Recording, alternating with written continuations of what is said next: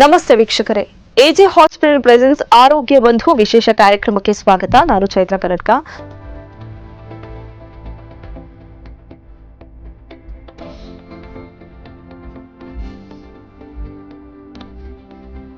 So ಇವತ್ತಿನ episode ಅಲ್ಲಿ ನಾವು ಹರ್ನಿಯಾ ಅನ್ನುವಂತಹ ಸಮಸ್ಯೆ ಬಗ್ಗೆ ಹೆಚ್ಚಿನ ಮಾಹಿತಿಯನ್ನು ಮಾತಾಡಲಿಕ್ಕಿದ್ದೇವೆ. ಈ ಹರ್ನಿಯಾ ಸಮಸ್ಯೆ ಅನ್ನುವಂಥದ್ದು ಏನು, ಹರ್ನಿಯಾ ಸಮಸ್ಯೆ ಯಾತಕ್ಕಾಗಿ ಕಾಣಿಸಿಕೊಳ್ತದೆ, ಎಷ್ಟು ವರ್ಷದ ಮೇಲ್ಪಟ್ಟವರಿಗೆ ಹರ್ನಿಯಾ ಸಮಸ್ಯೆ ಕಾಣಿಸಿಕೊಳ್ತದೆ, ರೋಗ ಲಕ್ಷಣಗಳೇನು, ಹಾಗೆ ಇದಕ್ಕೆ ಪರಿಹಾರ ಏನು, ಇದೆಲ್ಲವನ್ನ ಈ ಒಂದು ಸಂಚಿಕೆಯಲ್ಲಿ ಮಾತಾಡಲಿಕ್ಕಿದ್ದೇವೆ. ಸೊ ಈ ವಿಷಯದ ಬಗ್ಗೆ ಹೆಚ್ಚಿನ ಮಾಹಿತಿಯನ್ನು ತಿಳಿಸಿಕೊಡ್ಲಿಕ್ಕೆ ಎಜೆ ಆಸ್ಪತ್ರೆಯ ಪ್ರಮುಖ ವೈದ್ಯರಾದ ಡಾಕ್ಟರ್ ರಾಹುಲ್ ದೇವಿದಾಸ್ ಪವಾಸ್ಕರ್ ಸರ್ ನಮ್ಮ ಜೊತೆಗಿದ್ದಾರೆ. ಮೊದಲಾಗಿ ಅವರನ್ನ ಕಾರ್ಯಕ್ರಮಕ್ಕೆ ಸ್ವಾಗತ ಮಾಡೋಣ, ಹಾಗೆ ಹರ್ನಿಯಾ ಸಮಸ್ಯೆಯ ಬಗ್ಗೆ ಹೆಚ್ಚಿನ ಮಾಹಿತಿಯನ್ನು ಮಾತಾಡೋಣ. ಡಾಕ್ಟರ್, ಕಾರ್ಯಕ್ರಮಕ್ಕೆ ಸ್ವಾಗತ. ಡಾಕ್ಟರ್, ಇವತ್ತಿನ ಒಂದು ಎಪಿಸೋಡ್ ಅಲ್ಲಿ ನಾವು ಹರ್ನಿಯಾ ಅನ್ನುವಂಥ ಸಮಸ್ಯೆ ಬಗ್ಗೆ ಹೆಚ್ಚಿನದಾಗಿ ಮಾತಾಡಲಿಕ್ಕಿದ್ದೇವೆ. ಯೂಶಲಿ ಯಾರಿಗೂ ಈ ಹರ್ನಿಯಾ ಸಮಸ್ಯೆ ಅಂದ್ರೆ ಏನು ಅಂತಲೇ ಗೊತ್ತಿರ್ಲಿಕ್ಕಿಲ್ಲ. ಮೊದಲದಾಗಿ ಹರ್ನಿಯಾ ಅಂದ್ರೆ ಏನು? ಬಹಳ ಸಿಂಪಲ್ ಟರ್ಮ್ಸ್ ಅಲ್ಲಿ ಹೇಳಬೇಕಾದ್ರೆ ಹರ್ನಿಯಾ ಅಂದ್ರೆ ನಮ್ಮ ಒಳಾಂಗದ ಅಂಶಗಳು, ಅದು ಕರುಳು ಇರಬಹುದು ಅಥವಾ ಒಳಾಂಗದ ಕೊಬ್ಬು, ಅದು ಒಮೆಂಟಲ್ ಫ್ಯಾಟ್ ಅಂತ ಹೇಳ್ತೇವೆ ನಾವು. ಅದು ಒಳಾಂಗದ ಅಂಶಗಳು ನಮ್ಮ ಇರ್ತದಲ್ಲ, ಸ್ನಾಯುವಿನ ಗೋಡೆ ಇರ್ತದೆ, ಅದು ದುರ್ಬಲಗೊಂಡಾಗ ಅದ್ರ ಮೂಲಕ ಹೊರಗಡೆ ಬಂದಿರುವ ಸ್ಥಿತಿ, ಅದಕ್ಕೆ ಸಿಂಪಲ್ ಆಗಿ ಹರ್ನಿಯಾ ಅಂತೇವೆ. ಓಕೆ, ಅದೇ ಅದು ಗುಳ್ಳೆ ತರ ಕಾಣಿಸ್ತದೆ ನಮ್ಗೆ, ಅದಕ್ಕೆ ಸಿಂಪಲ್ ಆಗಿ ಹರ್ನಿಯಾ. ಇಂಗ್ಲಿಷ್ ಅಲ್ಲಿ ಹೇಳ್ಬೇಕಾದ್ರೆ protrusion of the contents of through the abdominal wall that contains it. ಅಷ್ಟೇ. ಸೊ ಇದನ್ನ ಹರ್ನಿಯಾ ಅಂತ ಹೇಳ್ತಾರೆ. Protrusion of the intra-abdominal contents through the wall that contains it is called as hernia. Okay doctor, ಈಗ ಈ hernia ಸಮಸ್ಯೆ ಅನ್ನುವಂಥದ್ದು ಯಾರಿಗೆ ಕಾಣಿಸಿಕೊಳ್ತದೆ ಅಂತ ಹೇಳ್ತಾರೆ? ಹರ್ನಿಯಾ ಇದು ಯಾಕೆ ಉಂಟಾಗ್ತದೆ ಅಂದ್ರೆ, ನಮ್ಮ ಒಳ ಹೊಟ್ಟೆಯ ಒತ್ತಡ ಏನಿರ್ತದೆ ಅದು ಜಾಸ್ತಿ ಆದಾಗ ಅದು ಹರ್ನಿಯಾಗಳು ಸಮಸ್ಯೆಗಳು ಉಂಟಾಗ್ತದೆ. ಅದು ಯಾರಿಗೆ ಜಾಸ್ತಿ ಆಗ್ತದೆ ಅಂದ್ರೆ, ಫಸ್ಟ್ ಆಫ್ ಆಲ್ ಸಮಟೈಮ್ಸ್ ಜನ್ಮದಿಂದಲೂ congenitally your muscles can be weaker enough, ನಮ್ಮ ಸ್ನಾಯುಗಳು ದುರ್ಬಲಗೊಂಡಾಗ ಅಂತ ಜನರಿಗೆ ಅದು ಹರ್ನಿಯಾಗಳು ಬರ್ತವೆ. ಓಕೆ, ಕೆಲವೊಂದು ಸಿಂಡ್ರೋಮ್ಸ್ ಕೂಡ ಇದ್ದಾವೆ, ಅಂದ್ರೆ ಎಲ್ಲರ್-ಡನ್ಲೋಸ್, ಮಾರ್ಫನ್ ಸಿಂಡ್ರೋಮ್ಸ್, ಇದೆಲ್ಲ ಸಿಂಡ್ರೋಮ್ಸ್ ಇದ್ದಾವೆ, ಅದು ಬೇರೆ ವಿಷಯ. ಇದನ್ನ ಬಿಟ್ಟು ಸಾಮಾನ್ಯವಾಗಿ ಯಾರಿಗೆ ಇದು ಹರ್ನಿಯಾ ಕಾಯಿಲೆ ಬರಬಹುದು ಅಂದ್ರೆ, ಸೊ ಜಾಸ್ತಿ ನಾವು ಕೆಲವರು ಏಜ್ ಆಗಿದವರು, ನಾರ್ಮಲಿ ಏಜ್ ಆಗಿದಾಗ ನಮ್ಮ ಸ್ನಾಯುಗಳು ಮಸಲ್ಸ್ಗಳು ದುರ್ಬಲಗೊಳ್ತವೆ. ಸೊ ಆವಾಗ ಅಂತ ಜನರಿಗೆ ಹರ್ನಿಯಾ ಸಮಸ್ಯೆ ಬರುವುದು ಸಹಜ. ಮತ್ತು ನಾವು ಒಳ ಹೊಟ್ಟೆಯ ಒತ್ತಡ ಜಾಸ್ತಿ ಮಾಡಿಕೊಂಡ್ರೆ ಹೇಗೆ ಅಂದ್ರೆ, ನಾವು ಮೂತ್ರ ಮಾಡುವಾಗ ತುಂಬಾ ಒತ್ತಡ ಮಾಡಿ ಪ್ರೆಷರ್ ಇಟ್ಟು ದೀರ್ಘಕಾಲಕ್ಕೆ, ಅದು ಒಂದು ದಿನ ಮಾಡಿದ್ರೆ ಇನ್ನೊಂದು ದಿನ ಹರ್ನಿಯಾ ಬರಲ್ಲ. ಸೆಕೆಂಡ್ ಅಂದ್ರೆ ಮಲಬದ್ಧತೆ, ದೀರ್ಘಕಾಲದಲ್ಲಿ ಮಲಬದ್ಧತೆ, ಮಲ ಗಟ್ಟಿಯಾಗಿ ಹೋಗುವುದು, ನಾವು ಅದಕ್ಕೆ ಎಂತ ಮಾಡುದು ಗಟ್ಟಿಯಾಗಿ ಮಲವನ್ನ ಪಾಸ್ ಮಾಡ್ತಾ ಇದ್ರೆ ಅದು ಒಳ ಹೊಟ್ಟೆಯ ಒತ್ತಡ ಜಾಸ್ತಿ ಆಗ್ತದೆ. ಮತ್ತು ತೂಕ ಜಾಸ್ತಿ ಇದ್ದವರಿಗೆ ಕೂಡ ಇದು ಲಕ್ಷಣಗಳು ಕಾಣುವ ಜಾಸ್ತಿ ಸಾಧ್ಯತೆ ಇರ್ತದೆ. ಮತ್ತು ಗರ್ಭಿಣಿಯವರು, ಓಕೆ, ತುಂಬಾ ಪ್ರೆಗ್ನೆನ್ಸಿ, ಸೊ ಅದು ಕೂಡ ಮಸಲ್ಸ್ ವೀಕ್ ಆಗಿರುವ ಸಾಧ್ಯತೆ ಇರ್ತದೆ. ಮತ್ತು ಈಗಿನ ಕಾಲದಲ್ಲಿ ಸ್ಮೋಕಿಂಗ್ ಪುರುಷರಿಗೆ ಜಾಸ್ತಿ, ಅಂದ್ರೆ ಸ್ಮೋಕಿಂಗ್ ಇದ್ದಾಗ ನಮ್ಮ ಚರ್ಮದಲ್ಲಿ, ನಮ್ಮ ಸ್ನಾಯುಗಳಲ್ಲಿ ಅಥವಾ ನಮ್ದು ಮೂಳೆಗಳಲ್ಲಿ ಒಂದು ಕೊಲಾಜಿನ್ ಅಂತ ಪ್ರೋಟೀನ್ ಇರ್ತದೆ. ಆ ಪ್ರೋಟೀನ್ ಸ್ಥಿತಿಸ್ಥಾಪಕತ್ವವನ್ನ ಉಂಟು ಮಾಡ್ತದೆ. ಓಕೆ, ಅಂದ್ರೆ ನಮ್ ಸ್ನಾಯುವನ್ನ ಸ್ವಲ್ಪ ಸ್ಟೇಬಲ್ ಆಗಿ ಇರ್ತದೆ, ಟೈಟ್ ಆಗಿ ಇರ್ತದೆ. ಆ ಸ್ಮೋಕಿಂಗ್ ಮಾಡ್ತಾ ದೀರ್ಘಕಾಲದಲ್ಲಿ ಸ್ಮೋಕಿಂಗ್ ಮಾಡಿದ್ರೆ ಏನಾಗ್ತದೆ ಅಂದ್ರೆ, ಈ ಕೊಲಾಜಿನ್ ಫಾರ್ಮೇಶನ್ ಸ್ವಲ್ಪ ಆಲ್ಟರ್ ಆಗಿ ಸ್ನಾಯುಗಳು ವೀಕ್ ಆಗಿ ಅದ್ರ ಮೂಲಕ ಅದು ಒಳಾಂಗದ ಅಂಶಗಳು ಹೊರಗಡೆ ಬರುವ ಸಾಧ್ಯತೆ ಇರ್ತದೆ. ಸೊ ಮತ್ತು ಸ್ಮೋಕಿಂಗ್ ಆದಿದವರಿಗೆ ಬಹಳ ರೆಸ್ಪಿರೇಟರಿ ಇಶ್ಯೂಸ್ಗಳು ಕೂಡ ತುಂಬಾ ಇರ್ತವೆ. ಅಂದ್ರೆ ಅವರಿಗೆ ದೀರ್ಘಕಾಲದಲ್ಲಿ ಕೆಮ್ಮು ಎಲ್ಲ ಇರ್ತದೆ. ಆ ಕೆಮ್ಮಿಂದ ಒಳ ಹೊಟ್ಟೆಯ ಒತ್ತಡ ಜಾಸ್ತಿ ಆಗಿದಾಗ ಸೊ ಈ ಹರ್ನಿಯಾಗಳು ಅಂದ್ರೆ ಸ್ನಾಯುವಿನ ಗೋಡೆ ಏನಿರ್ತದೆ, ಸೊ ಅದು ದುರ್ಬಲಗೊಂಡು ಆ ಒಳಾಂಗದ ಅಂಶಗಳು, ಅದು ಕರುಳು ಇರಬಹುದು ಅಥವಾ ಒಳಾಂಗದ ಕೊಬ್ಬು, ಒಮೆಂಟಮ್ ಏನೋ ಇರಬಹುದು, ಅದು ಆ ಸ್ನಾಯುವಿನ ಗೋಡೆಯ ಮೂಲಕ ಹೊರಗಡೆ ಬರುವ ಸ್ಥಿತಿಗೇನೆ ನಾವು ಹರ್ನಿಯಾ ಅನ್ಸ್ತೀವಿ. ಹೇಳ್ತೇವೆ. ಓಕೆ ಡಾಕ್ಟರ್, ಈಗ ಹರ್ನಿಯಾದ ಬಗ್ಗೆ ನೀವು ಹೇಳಿದ್ರಿ ಯಾರ್ಯಾರಿಗೆ ಬರಬಹುದು ಅಂತ ಹೇಳಿ. Okay. ಸೊ ಈಗ ಬರದ ಹಾಗೆ ಏನ್ ಮಾಡ್ಲಿಕ್ಕೆ ಸಾಧ್ಯ ಇಲ್ಲ. ಸೊ ಬರದ ಹಂಗೆ ಅಂದ್ರೆ ಇದ್ರದ್ದೇ ಆಪೋಸಿಟೇ ಮಾಡ್ಬೇಕು. ನಮ್ ಒಳ ಹೊಟ್ಟೆಯ ಒತ್ತಡವನ್ನ ನಾವು ಜಾಸ್ತಿ ಮಾಡ್ಲಿಕ್ಕೆ ಬಿಡಬಾರ್ದು. ಹೇಗೆ ಅಂದ್ರೆ ಫಸ್ಟ್ ತೂಕ ನಿಯಂತ್ರಣೆ ಮಾಡಬೇಕು ಮತ್ತು ಮಸಲ್ ಸ್ಟ್ರೆಂಥನಿಂಗ್ ಎಕ್ಸರ್ಸೈಸಸ್. ನಾವು ಎಲ್ಡರ್ಲಿ ಏಜ್ ಆಗಿದಾಗ hernia ಆಗುವುದು common. Okay, so commonly we get inguinal hernia. This is what we see most probably. Okay, ಹರ್ನಿಯಾದ ವಿವಿಧ ಬಗೆ ಕೂಡ ನಾನು ಹೇಳ್ತಾ ಇದ್ದೇನೆ. ಸೊ ಅದನ್ನ ಏನ್ ಮಾಡ್ಬೇಕಂದ್ರೆ ನಾವು ಸ್ವಲ್ಪ ಮಸಲ್ ಸ್ಟ್ರೆಂಥನಿಂಗ್ ಎಕ್ಸರ್ಸೈಸಸ್ ಮಾಡಬೇಕು. ಓಕೆ, ವಿಚ್ ಕ್ಯಾನ್ ನಾವು ಸ್ನಾಯುಗಳನ್ನ ಗಟ್ಟಿ ಮಾಡ್ಲಿಕ್ಕೆ. ಅದಾಯ್ತು. ಸೆಕೆಂಡ್ ಅಂದ್ರೆ ಸ್ಮೋಕಿಂಗ್, ಇಂಥ ವ್ಯಸನೆಗಳನ್ನ ನಾವು ಬಿಡಬೇಕು. ಯಾಕೆಂದ್ರೆ ಅದು ಸ್ನಾಯುಗಳನ್ನ ವೀಕ್ ಮಾಡ್ತದೆ. ಹೇಗ್ ಮಾಡ್ತದೆ ಅಂತ ನಾನು ಆಲ್ರೆಡಿ ಹೇಳಿದ್ದೇನೆ. ಸೊ ಅದನ್ನ ಬಿಡಬೇಕು. ಥರ್ಡ್ ಅಂದ್ರೆ ನಮ್ಗೆ ಏನಾದ್ರೂ ಮಲಬದ್ಧತೆ ಸಮಸ್ಯೆ ಏನಾದ್ರೂ ಇದ್ರೆ, ಕ್ರಾನಿಕ್ ಕಾನ್ಸ್ಟಿಪೇಷನ್ ಏನಾದ್ರೂ ಇದ್ರೆ ಅದ್ರ ಬಗ್ಗೆ ವಿಚಾರ ಮಾಡಬೇಕು. ಡಾಕ್ಟರ್ ಹತ್ರ ಸಲಹೆಗಳನ್ನ ತಗೊಳ್ಬೇಕು. ನಾವು ಇಡೀ ದಿನ ಫೋರ್ಸ್ ಮಾಡ್ತಾ ದೀರ್ಘಕಾಲ ಆತರ ಆಗಿದ್ರೆ ಯಾವುದೋ ಜಾಗದಿಂದ ಅದು ಹರ್ನಿಯಾ ಬರ್ಲಿಕ್ಕೆ ಸಾಧ್ಯತೆ ಇರ್ತದೆ.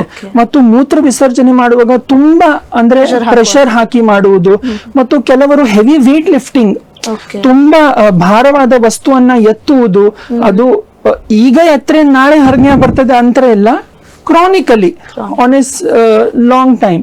ಸೊ ಅಂತ ಆಕ್ಯುಪೇಷನ್ ಅನ್ನ ಸ್ವಲ್ಪ ನೀವು ಕಡಿಮೆ ಮಾಡಬೇಕು. ಭಾರ ಎತ್ತುವುದು, ತೂಕ ನಿಯಂತ್ರಣ, ಇದೆಲ್ಲ ಮಾಡಿದ್ರೆ ಹರ್ನಿಯಾ ಬರುವ ಸಾಧ್ಯತೆ ತುಂಬಾ ಕಡಿಮೆ ಇರ್ತದೆ. ಮತ್ತು ನಿಮ್ಗೆ ಏನಾದ್ರೂ COPD, ಅಸ್ತಮಾ ಅಂತ ರೋಗಗಳು ಇದ್ರೆ, ರೆಸ್ಪಿರೇಟರಿ ಇಶ್ಯೂಸ್ ಏನಾದ್ರೂ ಇದ್ರೆ ಅದಕ್ಕೆ ಸರಿಯಾದ ಔಷಧಿಯನ್ನ ನೀವು ತಗೊಳ್ಬೇಕು. ಯಾಕಂದ್ರೆ ಅದನ್ನ ನಾವು suppose if A hernia patient, ಯಾವ ಹರ್ನಿಯಾ ಇದ್ದ ಪೇಷಂಟ್ ನಮ್ಮ ಹತ್ರ ಬಂದು ನಾವು ಹಿಸ್ಟ್ರಿ ಎಲ್ಲ ಕೇಳ್ತೇವೆ, ಅವರಿಗೆ ದೀರ್ಘಕಾಲದಲ್ಲಿ ಕೆಮ್ಮು ಇದ್ರೆ ನಾವು ಕೆಮ್ಮನ್ನ ಫಸ್ಟ್ ಕರೆಕ್ಟ್ ಮಾಡ್ತೇವೆ, ಆಮೇಲೆ ಹರ್ನಿಯಾ ಆಪರೇಷನ್ ಮಾಡೋದು. ಯಾಕಂದ್ರೆ ನಾವು ಹರ್ನಿಯಾ ಆಪರೇಷನ್ ಮಾಡಿ ಕೆಮ್ಮನ್ನ ಕರೆಕ್ಟ್ ಮಾಡಿದ್ರೆ ಅದು ಸರಿ.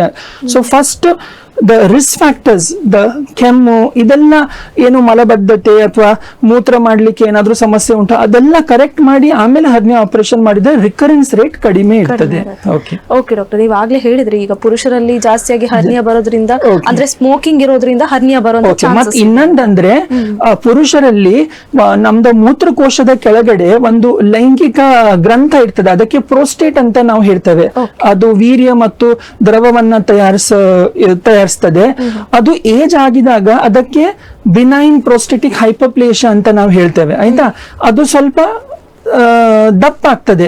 ಅದು ದಪ್ಪ ಆದಾಗ ಅದ್ರದ್ದು ಒತ್ತಡ ಆ ಮೂತ್ರ ಪೈಪ್ ಇರ್ತದಲ್ಲ ಯೂರೆತ್ರಾಗೆ, ಅದು ಪ್ರೆಸ್ ಮಾಡಿದಾಗ ನಮ್ಗೆ ಯೂರಿನ್ ಸರಿಯಾಗಿ ಹೋಗಲ್ಲ, ಫ್ಲೋ ಸರಿಯಾಗಿ ಹೋಗಲ್ಲ. ಅದಕ್ಕೋಸ್ಕರ ಜನರು ಎಂತ ಮಾಡ್ತಾರೆ, ಪ್ರೆಷರ್ ಕೊಡ್ತಾರೆ. ಪ್ರೆಷರ್ ಕೊಟ್ಟಾಗ ಸ್ವಲ್ಪ ರಿಲ್ಯಾಕ್ಸ್ ಆಗಿ ಹೋಗ್ತದೆ.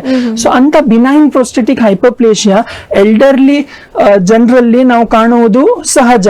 So 50-60 above it will be more.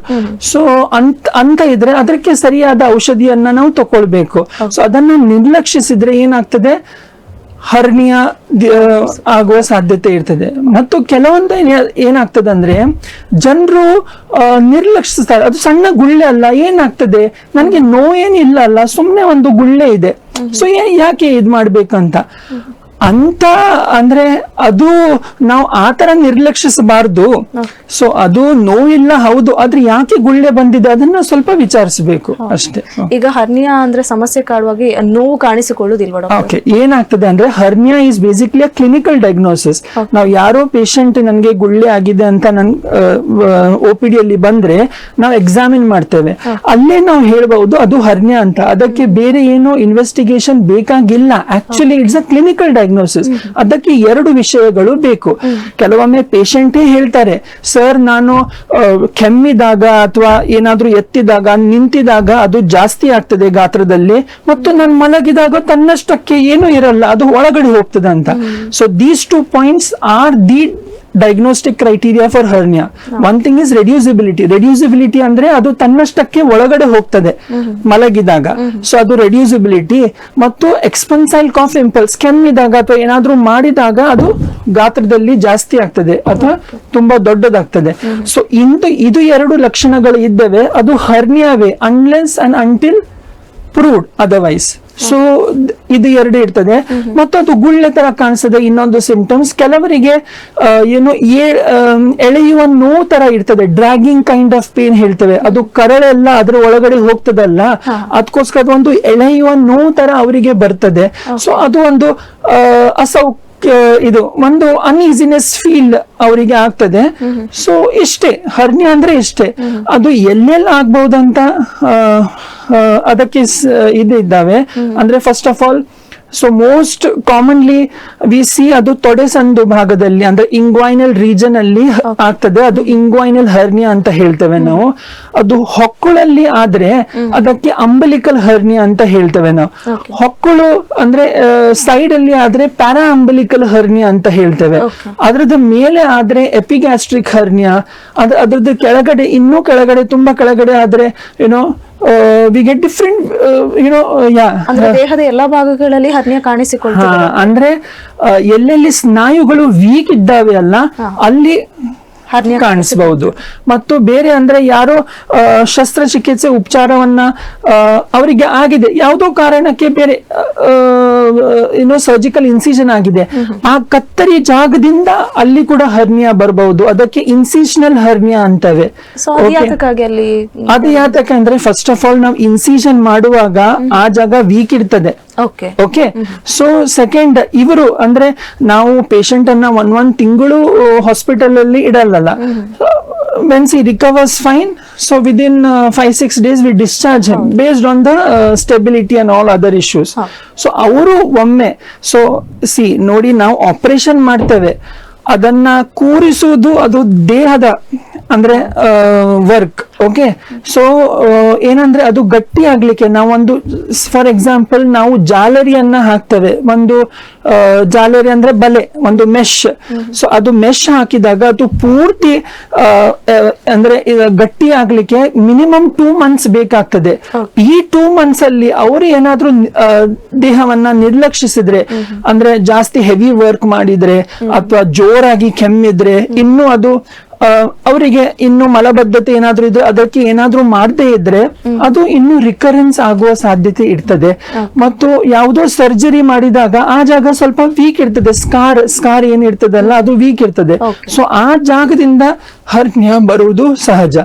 ಅದಿಲ್ಲದೆ ಕೆಲವರು ಕೊಲೋಸ್ಟಮಿ ಮಾಡ್ತಾರೆ ಕೆಲವರಿಗೆ. ಅಂದ್ರೆ for example emergency intestinal obstruction or ಅಂತ ಪರಿಸ್ಥಿತಿಯಲ್ಲಿ ನಾವು for example the cancer growth is causing intestinal obstruction. So ನಾವು ಕೊಲಾಸ್ಟಮಿ ಮಾಡ್ತೇವೆ, ಕರಳನ್ನ ಹೊರಗಡೆ ತೆಗಿತೇವೆ. ಸೊ ಆ ಜಾಗ ಸರೌಂಡಿಂಗ್ ಕೂಡ ಹರ್ನಿಯಾ ಆಗಬಹುದು. ಅದು ಪ್ಯಾರಾಸ್ಟೋಮಲ್ ಹರ್ನಿಯಾ ಅಂತೇವೆ. So there are varieties of hernias. So this is all external hernias I am talking about. ಒಳಗಡೆ ಕೂಡ ಹರ್ನಿಯಾ ಆಗ್ತದೆ, ಅಂದ್ರೆ ಇಂಟರ್ನಲ್ ಹರ್ನಿಯಾಸ್. ಅದಕ್ಕೆ ಸ್ಲೈಡಿಂಗ್ ಹರ್ನಿಯಾ, ಸೊ ಬೇರೆ ಬೇರೆ ಹರ್ನಿಯಾಸ್ ಇರ್ತದೆ. ಸೊ ನಾವು we are just talking about the external hernias in which we have got umbilical hernia, supraumbilical hernia, paraumbilical hernia, incisional hernias, ventral hernias, inguinal hernias. ಮತ್ತು ಇನ್ನೂ ಕೆಳಗಡೆ ತೊಡೆ ಸಂದಿಂದ ಕೆಳಗಡೆ ಬಂದ್ರೆ ಫೀಮೇಲ್ಸ್ ಅಲ್ಲಿ ಫಿಮೋರಲ್ ಹರ್ನಿಯಾ ಅಂತದ್ದು ಕೂಡ ಆಗಬಹುದು. ಸೊ ಬೇರೆ ಬೇರೆ ವೆರೈಟೀಸ್ ಇದ್ದಾವೆ. ಓಕೆ ಡಾಕ್ಟರ್, ಈಗ ನೀವು ಹರ್ನಿಯಾದ ಬಗ್ಗೆ ಕೆಲವೊಂದಷ್ಟು ಹೇಳಿದ್ರಿ. ಆದ್ರೆ ಈಗ ನಮ್ಮಂತವರಿಗೆ, ಜನಸಾಮಾನ್ಯರಿಗೆ ಈಗ ಹರ್ನಿಯಾ ಬಗ್ಗೆ ಒಂದಷ್ಟು ಗೊತ್ತಿಲ್ಲ ನಮಗೆ. ಸೊ ಯಾವ ಎಲ್ಲ ರೋಗ ಲಕ್ಷಣಗಳು ಬರುತ್ತವೆ ಅಂತಲೂ ಗೊತ್ತಿಲ್ಲ ನಮಗೆ. ಯೂಶಲಿ ನಮ್ಗೆ ಫೈಂಡ್ ಔಟ್ ಆಗ್ಬೇಕಿದ್ರೆ, ನಮ್ಗೆ ಗೊತ್ತಾಗ್ಬೇಕಿದ್ರೆ ಏನೆಲ್ಲ ಇದ್ರ ಲಕ್ಷಣಗಳು ಕಾಣಿಸ್ಕೊಳ್ತವೆ ಅಂತ ಹೇಳಿದ್ರೆ? ಫಸ್ಟ್ ಅಂದ್ರೆ ನಿಮ್ಗೆ ಏನಾದ್ರೂ ಎಲ್ಲಾದ್ರೂ ಗುಳ್ಳೆ ಕಾಣಿಸಿದ್ರೆ ನೀವು ಸ್ವಲ್ಪ ನೋಡಿ, ಆ ಗುಳ್ಳೆ ಏನಾದ್ರೂ ನೀವು ಹೆವಿ ವರ್ಕ್ ಅಥವಾ ಏನಾದ್ರೂ ನಿಂತಿದ್ರೆ ಅದು ಜಾಸ್ತಿ ಆಗ್ತಿದ್ರೆ ಅಥವಾ ಮಲಗಿದ್ರೆ ಕಡಿಮೆ ಆಗ್ತಿದ್ರೆ ಅದು ಹರ್ನಿಯಾ ಇರಬಹುದಂತ ನಿಮ್ಗೆ ಒಂದು ಇದಿರ್ಬೇಕು, ಅಂದ್ರೆ ಜ್ಞಾಪಕ ಥಾಟ್ ಇರಬೇಕು. ಸೆಕೆಂಡ್ ಅಂದ್ರೆ hernia is not a medical emergency. So ನೀವು ಹರ್ನಿಯಾದಿಂದ ಸಪೋಸ್ ಇಂಗ್ವಾನಲ್ ಹರ್ನಿಯಾದ ಇವತ್ತೇ ಮಾಡ್ಬೇಕಂತ ಎಮರ್ಜೆನ್ಸಿ ಅಲ್ಲ, ಎಕ್ಸೆಪ್ಟ್ ಫಾರ್ ಫಿಮೋರಲ್ ಹರ್ನಿಯಾ. ಅದು ತೊಡೆ ಸಂದಕ್ಕಿಂತ ಕೆಳಗಡೆ ಇದ್ದು ಅಲ್ಲಿ ಒಂದು ಫಿಮೋರಲ್ ಏರಿಯಾ ಅಂತ ಇರ್ತದೆ. ಆ ಫಿಮೋರಲ್ ಟ್ರಯಾಂಗಲ್ ಇಂದ ಅದು ಫಿಮೋರಲ್ ಹರ್ನಿಯಾ ಅಂತ ಬರ್ತದೆ. ಅದು ಫಿಮೇಲ್ಸ್ ಅಲ್ಲಿ ಸ್ವಲ್ಪ ಜಾಸ್ತಿ ಕಾಣಿಸ್ಕೊಡ್ತೇವೆ ನಾವು.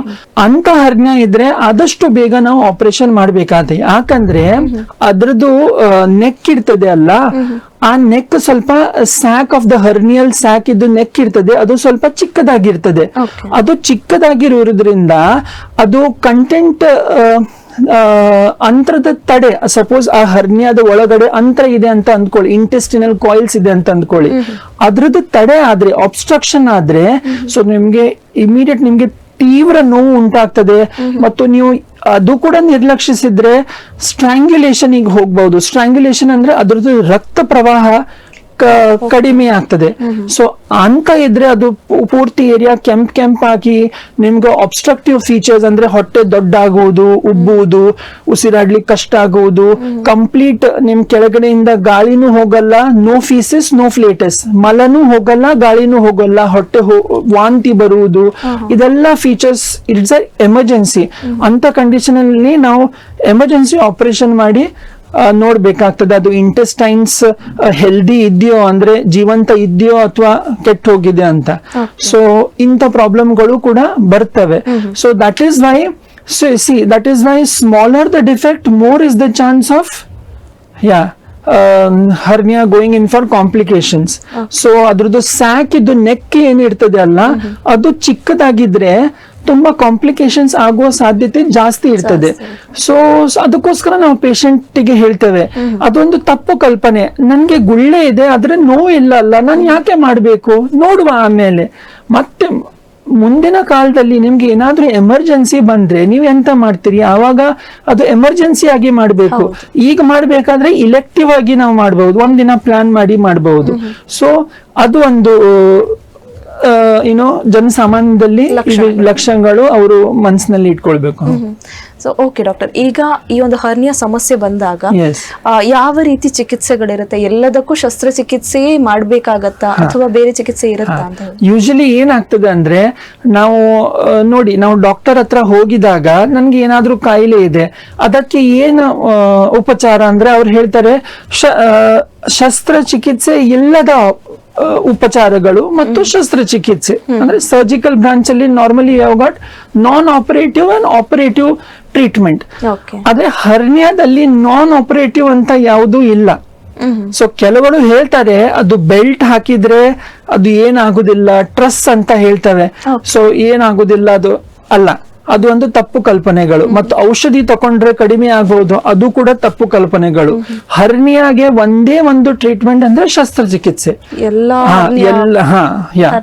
ಅದು ನಾನು ಹೇಳಿದಾಗೆ ಅದು ಸ್ನಾಯುವಿನ ಗೋಡೆ ಏನಿರ್ತದೆ ಅದು ದುರ್ಬಲಗೊಂಡಾಗ ಅದ್ರ ಮೂಲಕ ಅದು ಒಳಾಂಗದ ಅಂಶಗಳು ಹೊರಗಡೆ ಬರುವ ಸ್ಥಿತಿನೇ ಹರ್ನಿಯಾ.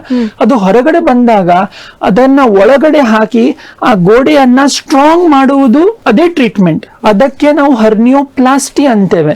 ಓಕೆ, ಜಾಲರಿ ಹಾಕಿ ಅಥವಾ ಬಲೆ ಹಾಕಿ ಅದನ್ನ ಗೋಡೆಯನ್ನ ಸ್ವಲ್ಪ ಸ್ಟ್ರಾಂಗ್ ಮಾಡುವುದು, ಅಂದ್ರೆ ಇನ್ನೂ ಆ ಜಾಗದಲ್ಲಿ ಆಗಬಾರ್ದಂತ. ಸೊ ಅದು ಶಸ್ತ್ರಚಿಕಿತ್ಸೆ very important. So in general, so surgical treatment is the only option for hernia. There is ಅದು ಮದ್ದು ಔಷಧಿಗಳಿಂದ ಕಡಿಮೆ ಆಗುವುದಂತ ಅಲ್ವೇ ಅಲ್ಲ. ಸೊ ಹಾಗಿದ್ರೆ ಯಾವ್ದೆಲ್ಲ ಸರ್ಜಿಕಲ್ ಟ್ರೀಟ್ಮೆಂಟ್ಸ್ ಇದೆ? ಸೊ ನಾವು ನೋಡಿ, so basically it is open and laparoscopy.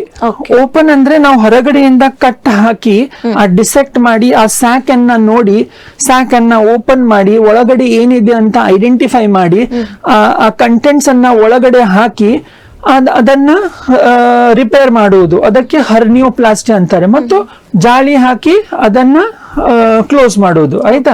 So ಜಾಳಿ ಅಂದ್ರೆ ಅದು ಒಂಥರ ಫಾರಿನ್ ಬಾಡಿ. ಸೊ ಅದು ಫಾರಿನ್ ಬಾಡಿ ರಿಯಾಕ್ಷನ್ ಆಗಿ ಅದು ಸ್ಟ್ರಾಂಗ್ ಆಗ್ತದೆ, ಫೈಬ್ರೋಸಿಸ್ ಆಗಿ. ಅದಕ್ಕೋಸ್ಕರ ಅದು ಜಾಳಿ ಹಾಕುವುದು, ಅದು ಬೇರೆ ಏನು ಅದಕ್ಕೆ ಇಂಟೆನ್ಷನ್ ಇಲ್ಲ. So this is open procedure. ಈಗ ಲ್ಯಾಪ್ರೋಸ್ಕೋಪಿ ಕೂಡ ಹೋಗಿದೆ, ಈಗ ರೋಬೋಟಿಕ್ ಕೂಡ ಬಂದಿದೆ ಈಗ. ಓಕೆ, ಸೊ ಲ್ಯಾಪ್ರೋಸ್ಕೋಪಿ ಅಂದ್ರೆ ಏನು? ಸಣ್ಣ ಸಣ್ಣ ಕತ್ತರಿಕೆಗಳು. ಈಗ ನೋಡಿ, ನಾವು ಓಪನ್ ಮಾಡಿದ್ರೆ ಸ್ವಲ್ಪ ದೊಡ್ಡ ಇನ್ಸಿಷನ್ ಹಾಕ್ಬೇಕಾಗ್ತದೆ, 6 to 7 ಸೆಂಟಿಮೀಟರ್ ಇನ್ಸಿಷನ್ ಹಾಕ್ಬೇಕಾಗ್ತದೆ. ಸೊ ಲ್ಯಾಪ್ರೋಸ್ಕೋಪಿಯಲ್ಲಿ ನಮ್ ಪೋರ್ಟ್ ಸೈಜ್ ಏನು 10 mm 5 mm. ಓಕೆ, ಅಷ್ಟು ಸಣ್ಣ ಪೋರ್ಟ್ ಇಂದ ನಾವು ಒಳಗಡೆ ಇನ್ಸ್ಟ್ರೂಮೆಂಟ್ಸ್ ಹಾಕಿ ಅಲ್ಲಿ ನಾವು ಟಿವಿಯಲ್ಲಿ ನೋಡಿ ಆಪರೇಷನ್ ಮಾಡ್ತೇವೆ. ಅದು ಮ್ಯಾಗ್ನಿಫೈಡ್ ವ್ಯೂ ನಮ್ಗೆ ಟಿವಿಯಲ್ಲಿ ಕಾಣ್ತದೆ. ಸೊ ಆ ಇನ್ಸಿಷನ್, ಆ ಕತ್ತರಿಗಳು ಕಡಿಮೆ ಸೈಜ್ ಇರುವುದರಿಂದ ಅದು ನೋವು ಕೂಡ ಪೇಷಂಟಿಗೆ ಸ್ವಲ್ಪ ಕಡಿಮೆ ಇರ್ತದೆ. ಮತ್ತು ಸ್ಕಾರ್ ಅದು ಹೀಲ್ ಆಗಿದಾಗ ಅದ್ರದ್ದು ಸ್ಕಾರ್ ಕೂಡ ಕಡಿಮೆ ಇರ್ತದೆ. ಮತ್ತು ನೋವು ಕಡಿಮೆ ಇದ್ದಾಗ ಕಾಂಪ್ಲಿಕೇಶನ್ಸ್ ಕೂಡ ಕಡಿಮೆ ಇರ್ತದೆ. ಪೇಷಂಟ್ ಅನ್ನ ಜಾಸ್ತಿ ದಿನ ಹಾಸ್ಪಿಟಲ್ ಅಲ್ಲಿ ಇಡ್ಬೇಕಂತಿಲ್ಲ. Chances of surgical site infection, ಆ ಜಾಗದಲ್ಲಿ ಇನ್ಫೆಕ್ಷನ್ ಆಗಿರುವ ಚಾನ್ಸಸ್ ಕೂಡ ಕಡಿಮೆ ಇರ್ತದೆ. ಮತ್ತು ಪೇಷಂಟ್ ಅನ್ನ ಬೇಗ ಡಿಸ್ಚಾರ್ಜ್ ಮಾಡಬಹುದು. ಸೊ ಕಡಿಮೆ ಹಾಸ್ಪಿಟಲ್ ಸ್ಟೇ ಅಂದ್ರೆ ಕ್ರಾಸ್ ಇನ್ಫೆಕ್ಷನ್, ಬೇರೆ ಪೇಷಂಟ್ ಇಂದ ಇವರಿಗೆ ಆಗಿರುವಂತ ಕ್ರಾಸ್ ಇನ್ಫೆಕ್ಷನ್ ರೇಟ್ಸ್ ಕೂಡ ಕಡಿಮೆ ಇರ್ತದೆ ಕಡಿಮೆ ಸ್ಟೇ ಅಂದ್ರೆ. ಅಥವಾ ಬೇಗ ಕೆಲಸಕ್ಕೆ ಅವರು ಹೋಗಬಹುದು. So it is both economically, financially and mentally also he'll not be disturbed, so he'll be back to work and back to home as early as possible with less pain and less complications. But overall ಅಂದ್ರೆ cost ಸ್ವಲ್ಪ open ಕಿಂತ ಸ್ವಲ್ಪ ಜಾಸ್ತಿ laparoscopic ಅಲ್ಲಿ ಆಗ್ತದೆ. So laparoscopic ಅಲ್ಲಿ ಕೂಡ ಇನ್ನೂ ಬಹಳ ವೆರೈಟೀಸ್ ಇದ್ದಾವೆ. ಸೊ ಟ್ಯಾಪ್ ಅದೆಲ್ಲ ಇದ್ದಾವೆ, ಐಪಾಮ್ ಅದೆಲ್ಲ. ಬೇರೆ ಬೇರೆ ಹರ್ನಿಯಕ್ಕೆ ಬೇರೆ ಬೇರೆ ರೀತಿಯಲ್ಲಿ ಡಿಫ್ರೆಂಟ್ಲಿ. ಸೊ ಅಂದ್ರೆ ನಮ್ದು ಒಂದು ಗೋಡೆ ಕೆಳಗಡೆ ಒಂದು ಪೆರಿಟೋನಿಯಂ ಅಂತ ಒಂದು ಲೇಯರ್ ಇರ್ತದೆ.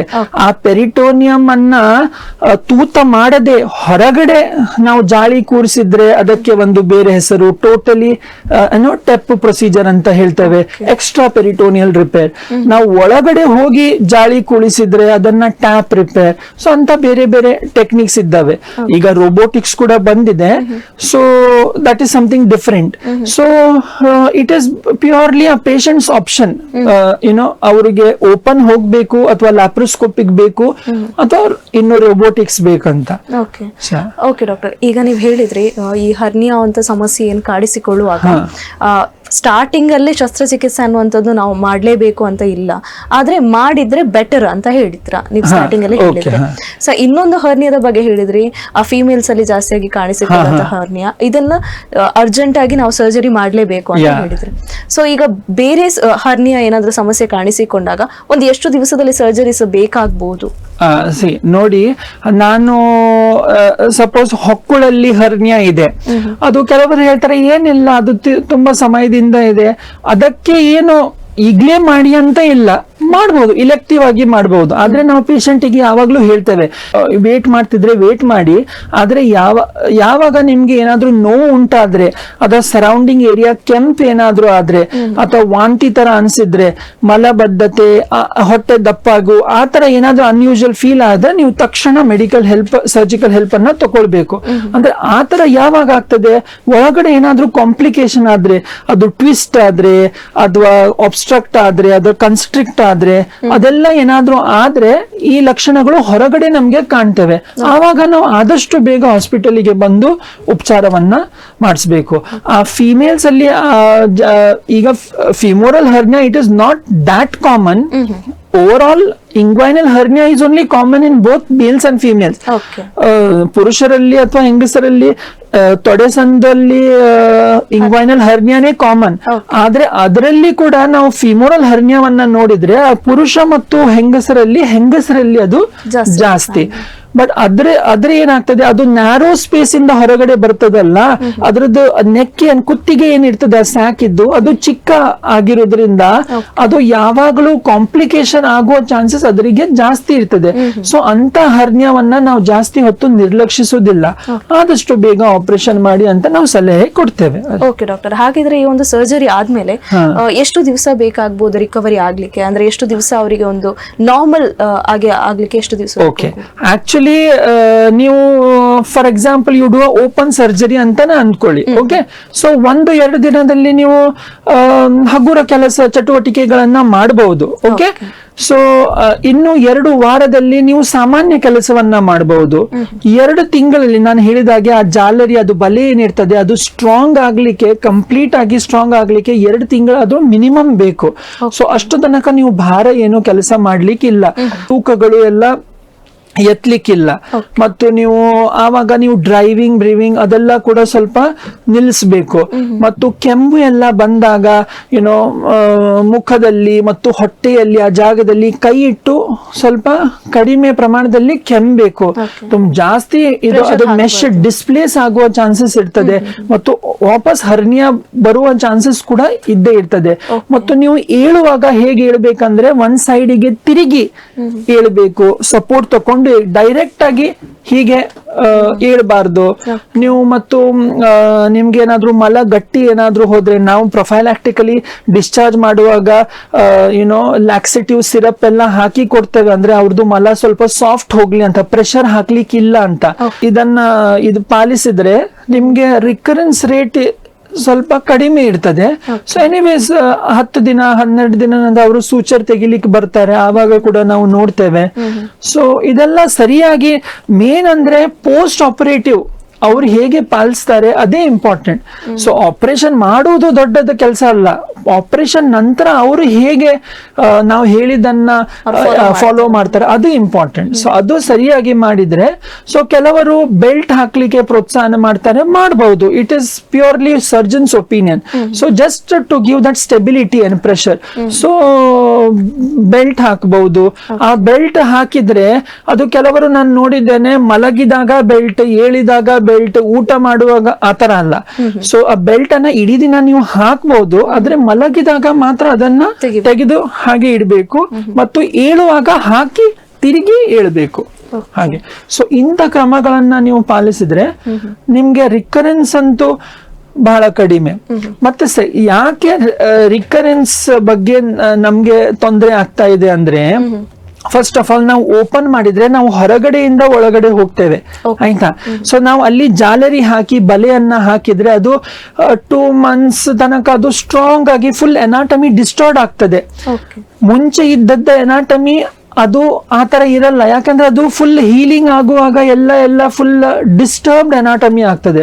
ಮತ್ತು ಅವರು ಅಕಸ್ಮಾತ್ ರಿಕರೆನ್ಸ್ ಇಂದ ಬಂದ್ರೆ ನಾವು ಪುನಃ ಅದೇ ಇದರಲ್ಲಿ ಎಂಟ್ರಿ ಹೋಗ್ಲಿಕ್ಕೆ ಆಗಲ್ಲ, ಅಂದ್ರೆ ಬಹಳ ಕಷ್ಟ ಆಗ್ತದೆ. ಯಾಕಂದ್ರೆ ಎನಾಟಮಿ ಡಿಸ್ಟರ್ಬ್ ಆಗಿರ್ತದಲ್ಲ, ಅಲ್ಲಿರುವಂತ ನರ್ವ್ಸ್, ವೆಸಲ್ಸ್ ಅದೇ ನಮ್ಗೆ ಏನು ಕಾಣುದಿಲ್ಲ, ಪ್ಲೇನ್ ನಮ್ಗೆ ಸಿಗುದಿಲ್ಲ. ಅದಕ್ಕೋಸ್ಕರ ನಾವು ವರ್ಜಿನ್ ಪ್ಲೇನ್ ಅಲ್ಲಿ ಹೋಗ್ಬೇಕಾಗ್ತದೆ. ಅಂದ್ರೆ ಯಾರು ಓಪನ್ ಹರ್ನಿಯನ್ನ ಮಾಡಿದ್ದಾರೆ ಅವರಿಗೆ ರಿಕರೆನ್ಸ್ ಏನಾದ್ರು ಆದ್ರೆ ನಾವು has to go from inside out, that is laparoscopically. So ಅದು ಆಮೇಲೆ ಡಿಫಿಕಲ್ಟ್ ಅಂದ್ರೆ not difficult, but again one is inconvenience for the patient. ಮತ್ತು ಲ್ಯಾಪ್ರೋಸ್ಕೋಪಿ ಅಂದ್ರೆ ಕೆಲವರಿಗೆ ಆಗುದಿಲ್ಲ, ಅಂದ್ರೆ ಈಗ laparoscopic rates are not very high. They are in future years it will be the gold standard, I feel so. So but again it is a burden for the patient only, no. If at all he would have followed what we had told completely, he wouldn't have landed up in recurrence. ಹೌದು, correct. Okay doctor, ಈಗ hernia ಅಂತ ಸಮಸ್ಯೆ ಒಂದ್ಸಲ surgery ಆದ್ರೆ ಕಡಿಮೆ ಆದ್ರೆ ಇನ್ನೊಂದ್ಸಲ ಆ ಪೇಷಂಟ್ ಗೆ ಬರುವಂತ ಚಾನ್ಸಸ್ ಇದೆಯಾ? ಇದೆ, ಅದೇ ಹೇಳ್ತಿರೋದು ರಿಕರೆನ್ಸ್. ಅಂದ್ರೆ ಈಗ ಆ ಪೇಷಂಟ್ ಗಳು ತುಂಬಾ ಕೇರ್ಫುಲ್ ಆಗಿ ಇದ್ರೂ ಕೂಡ ಬೇರೆ ಜಾಗದಲ್ಲಿ ಕಾಣಿಸಿಕೊಳ್ಳುವಂತ ಸಾಧ್ಯತೆ ಇದೆಯಾ? ಇರಬಹುದು. ಆ ಜಾಗದಲ್ಲಿ ಬಿಟ್ಟು ಬೇರೆ ಜಾಗ, ಫಾರ್ ಎಕ್ಸಾಂಪಲ್ ಒಂದು ತೊಡೆ ಸಂದು ಅಲ್ಲಿ ಹರ್ನಿಯಾ ಆಯ್ತು, ಆ ಜಾಗವನ್ನ ಬಿಟ್ಟು ಇನ್ನೊಂದಲ್ಲಿ ಕೂಡ ಬರಬಹುದು. ಕೆಲವರಿಗೆ 2 ಸೈಡ್ ಹರ್ನಿಯಾ ಆಗ್ತದೆ, ಕೆಲವರಿಗೆ ಹೊಕ್ಕಳಲ್ಲಿ ಆಗ್ತದೆ, ಇನ್ನೊಂದ್ ಸರ್ತಿ ಆಗ್ತದೆ, ವೆಂಟ್ರಲ್ ಹರ್ನಿಯಾಸ್ ಆಗ್ತವೆ. ಸೊ ಅದು ನಾವು ಹೇಳಲಿಕ್ಕೆ ಆಗಲ್ಲ ಅವರು ಇದ್ರ ಪ್ರಕಾರ. ಓಕೆ, ಸೊ ಅಂಡ್ ಅವರು ಫಾಲೋ ಮಾಡುವ ಪ್ರಕಾರ. ಮತ್ತು ಕೆಲವರಿಗೆ ಸ್ನಾಯುಗಳೇ ವೀಕ್, ಅದು ಆ ದುರ್ಬಲತೆಯಿಂದ ಅದು ಹೊಟ್ಟೆ ಪ್ರೆಷರ್ ಜಾಸ್ತಿ ಆಗಿದಾಗ, ಒಳೆ ಹೊಟ್ಟೆಯ ಒತ್ತಡ ಜಾಸ್ತಿ ಆಗದ ಅದು ಎಲ್ಲೂ ವೀಕ್ ಸ್ಪಾಟ್ ಇಂದ ಹೊರಗಡೆ ಬರಬಹುದು ಅಷ್ಟೇ. ಓಕೆ ಡಾಕ್ಟರ್, ಈಗ ನೀವು ಆಗ್ಲೇ ಹೇಳಿದ್ರಿ ಈ ಗರ್ಭಿಣಿಯರಿಗೆ ಸ್ನಾಯುಗಳು ವೀಕ್ ಆಗುವಂತಹ ಸಂದರ್ಭದಲ್ಲಿ ಹರ್ನಿಯಾ ಕಾಣಿಸಿಕೊಳ್ಳುತ್ತೆ ಅಂತ ಹೇಳಿ. ಸೊ ಅವರಿಗೆ ಬೇರೆ ಏನೋ ಆಪ್ಷನ್ ಇಲ್ವಾ? ಅಂದ್ರೆ ಸ್ನಾಯುಗಳು ವೀಕ್ ಆಗುವಂತಹ ಸಂದರ್ಭದಲ್ಲಿ ಹರ್ನಿಯಾ ಬರದಂತೆ ಅವ್ರು ಯಾವ ರೀತಿ ಮಾಡಬಹುದು ಅಂತ? ಸೊ ಏನಾಗ್ತದೆ, ಮಲ್ಟಿ ಪ್ಯಾರಿಟಿ ಅಂದ್ರೆ ಟೂ ಮೆನಿ ಪ್ರೆಗ್ನೆನ್ಸಿ ಆಗದಾಗ ಸ್ನಾಯುಗಳು ಎಲ್ಲ ವೀಕ್ ಆಗ್ತವೆ, ಎಲ್ಲ ಕನೆಕ್ಟಿವ್ ಟಿಶ್ಯೂ ಎಲ್ಲ ರಿಲ್ಯಾಕ್ಸ್ ಆಗಿ ವೀಕ್ನೆಸ್ ಅದು ಸಹಜ. So first of all family planning ಅನ್ನ ಕರೆಕ್ಟ್ ಆಗಿ ಮಾಡಬೇಕು. ಸೆಕೆಂಡ್ ಅಂದ್ರೆ ಆಬ್ಸ್ಟೆಟಿಕ್ಸ್ ಗೈನಕಾಲಜಿಸ್ಟ್ ಅವರು ಇದ್ದಾರೆ, they will always advise you if you have undergone multiple pregnancies, certain core strengthening pelvic floor exercise ಮಾಡಿ, ಅಂದ್ರೆ ಏನೋ ಅಬ್ಡಾಮಿನಲ್ ಮಸಲ್ಸ್ ಅನ್ನ ಸ್ಟ್ರೆಂಥನ್ ಮಾಡ್ಲಿಕ್ಕೆ, ಗಟ್ಟಿ ಇದು ಮಾಡ್ಲಿಕ್ಕೆ ಸ್ವಲ್ಪ ಎಕ್ಸರ್ಸೈಸ್ ರೆಗ್ಯುಲರ್ ಆಗಿ ಮಾಡಿ, ಅಂಥದನ್ನ ಅವರು ಇದು ಮಾಡಿದ್ರೆ ಅದು ಬರಲ್ಲ. So it is not a compulsory that every multiple pregnancy will have hernia, ಆತರ ಏನಿಲ್ಲ. ಕೆಲವರಿಗೆ ಆಗ್ಬಹುದು ಅಷ್ಟೇ, ಅದು ರಿಸ್ಕ್ ಫ್ಯಾಕ್ಟರ್ ಅಷ್ಟೇ. ಓಕೆ ಡಾಕ್ಟರ್, ಈಗ ಈ ಒಂದು ಹರ್ನಿಯಾ ಸಮಸ್ಯೆಯಲ್ಲಿ ಆಹಾರ ಕ್ರಮಗಳನ್ನೇನಾದ್ರೂ ಮ್ಯಾನೇಜ್ ಮಾಡಬೇಕು ಅನ್ನೋಂಥದ್ದು ಏನಾದ್ರೂ ಇದೆಯಾ? ಓಕೆ, ಸೊ ನಾವು ಈಗ ಸಪೋಸ್ ಆಪರೇಷನ್ ಆಯಿತು, ಹರ್ನಿಯಾದ ಆಪರೇಷನ್ ಆಯಿತು, ಸೊ ನಾವು ಹೇಳಿದ ಪ್ರಕಾರ ನಾವು ಡಿಸ್ಚಾರ್ಜ್ ಆಗುವಾಗ ನಾವು ಪೇಷಂಟಿಗೆ ಹೇಳ್ತೇವೆ, ಸ್ವಲ್ಪ ನಿಮ್ದು ಮಲ ಗಟ್ಟಿ ಆಗುವ ಅಂಥದ ಆಹಾರ ನೀವು ತಿನ್ಬೇಡಿ, ಹೈ ಫೈಬರ್ ಡೈಟ್, ಅಂದ್ರೆ ಕಾನ್ಸ್ಟಿಪೇಷನ್ ಆಗಬಾರ್ದು, ಲೂಸ್ ಆಗಿ ಮಲ ಹೋಗ್ಬೇಕು ಅಂತ ಆಹಾರವನ್ನ ನೀವು ತಗೊಂಡ್ರೆ ಬೆಟರ್. ಸೊ ಅದನ್ನ ಅವರು ಇದು ಮಾಡಬೇಕು, ಫಾಲೋ ಮಾಡಬೇಕು. ಓಕೆ ಡಾಕ್ಟರ್, ಈಗ ನಿಮ್ಗೆ ಹರ್ನಿಯಾ ಬಗ್ಗೆ ನಮ್ಗೆ ತುಂಬಾ ವಿಷಯಗಳನ್ನ ತಿಳಿಸಿಕೊಟ್ಟಿದ್ದೀರಾ. ಸೊ ಕೊನೆಯದಾಗಿ ನಮ್ಮ ಕಾರ್ಯಕ್ರಮವನ್ನು ಮುಗಿಸುವ ಹೊತ್ತಿಗೆ ಒಂದು ಜನರಿಗೆ ಒಳ್ಳೆ ಮೆಸೇಜ್ ಕೊಡ್ಬೇಕು ಅಂತ ಹೇಳಿದ್ರೆ ಏನ್ ಹೇಳಿಕ್ಕೆ ಇಷ್ಟಪಡ್ತೀರಾ?